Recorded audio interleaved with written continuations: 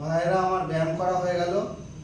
আমি এবার 1 গ্লাস গরম জল খাবো, একটুখানি হলুদ দিয়ে 1 গ্লাস গরম জল আমি খাবো।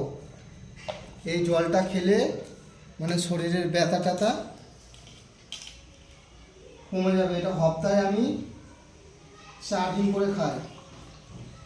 গরম জল আর 1 চামচ থেকে একটু কম হলুদ।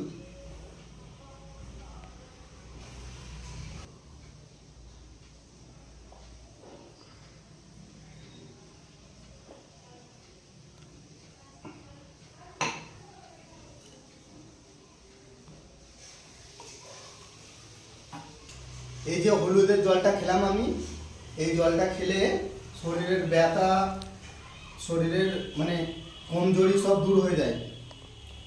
আমি সপ্তাহে 4 দিন করে খাই। আমি মানে 4 দিন করে খেলে আমি খুব ভালো, শরীরের ব্যথা, ঘাড়ের ব্যথা, শরীরে যে কোনো ব্যথা সব ঠিক হয়ে যাবে। আর সবাই খাবেন এই জলটা, হলুদ দিয়ে হলুদের জলটা মানে জল গরম করে হালকা কুসুম কুসুম জল গরম করবেন, করে ওতে 1/2 চামচ হলুদ গুঁড়ো দেবে, দিয়ে খাবেন।